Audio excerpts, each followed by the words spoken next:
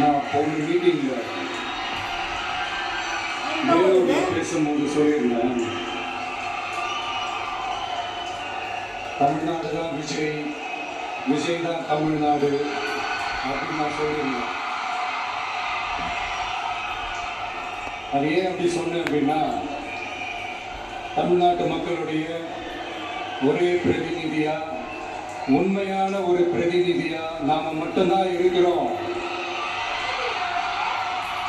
அப்படின்றதுக்காக தான் அப்படி நான் சொன்னேன்.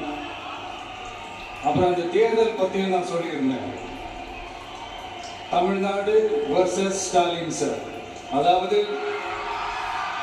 விஜய் வர்சஸ் ஸ்டாலின் சார், அதையும் நான் சொல்லியிருந்தேன். அப்புறம் இன்னொரு கேள்வியை கேட்டிருந்தேன், இது தமிழ்நாடு சட்டசபைக்கான ஒரு தேர்தல், இதை தமிழ்நாட்டுக்கும் டெல்லிக்குமான ஒரு எலெக்ஷன் சொல்றீங்க அப்படின்னு நான் கேட்டிருந்தேன். உடனே விஜய் பாஜகவுக்காக பேசுறாரு அப்படின்லாம் திருச்சி பேச ஆரம்பிச்சிட்டாங்க. அப்புறம் ரெகுலரா ஒண்ணு பண்ணுவாங்கல்ல, நம்மளுடைய சிறுபான்மை சகோதரர்களை பயமுறுத்தி பயமுறுத்தி ஒன்று செய்வாங்கல்ல, அது இனிமே அவங்களால தொடர்ந்து செய்ய முடியாதுன்னு அவங்களுக்கு தெரிஞ்சு போச்சு. அதனாலதான் நான் என்ன பேசினாலும் அதை திருச்சி பேசுறது, அந்த தில்லுமுள்ளு வேலைகள்லாம் அவங்க செய்ய ஆரம்பிச்சிட்டாங்க.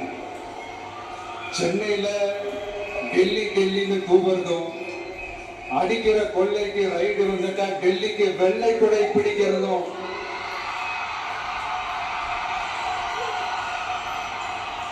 இதெல்லாம் யாருன்னு உங்களுக்கே நல்லா தெரியும்.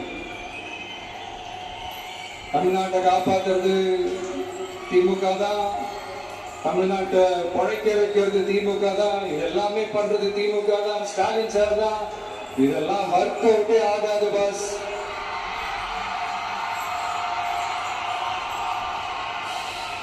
சின்ன பசங்களாம் சொல்ல ஆரம்பிச்சிட்டாங்க, ஓம் சக்தி பராசக்தி, திமுக ஒரு தீய சக்தி.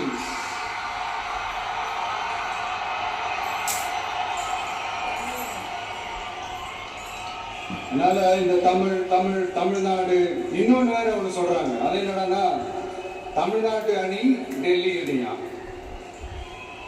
கிரிக்கெட்ல கூட தமிழ்நாட்டு அணியை டெல்லி அணியால தொட்டு கூட பார்க்க முடியாது.